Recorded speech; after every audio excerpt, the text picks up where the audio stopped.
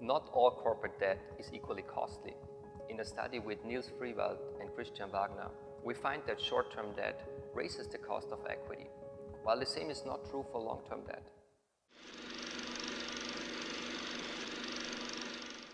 The traditional view is that only the level of leverage, so that is, debt over assets, affects equity risk premium. The famous Modigliani-Miller theorem number 2 suggests that a higher level of leverage increases the systematic risk of equity and thus the risk premium required by equity holders. This theoretical insight has found mixed empirical support. Many studies do not find a clear positive link between leverage and equity returns. We investigate the possibility that equity holders care about firms' debt maturity structures and thus price short-term and long-term debt differently.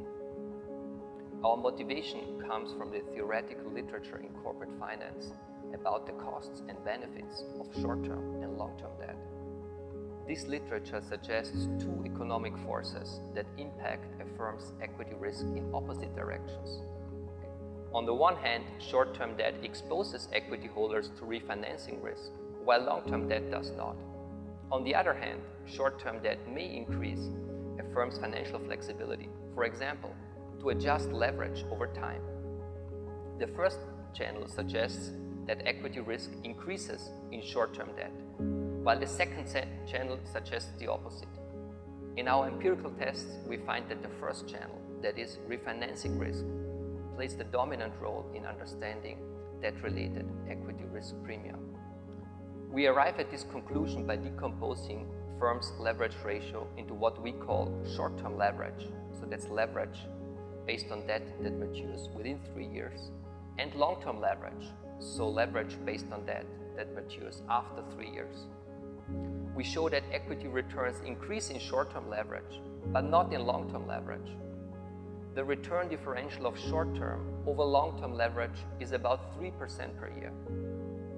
We then show that the premium is explained by exposure to standard risk factors.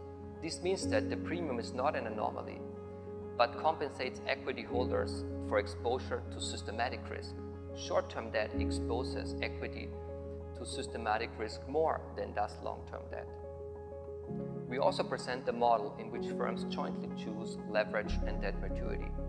And we show that risky firms choose low leverage and short-term debt, while the opposite is true for safe firms.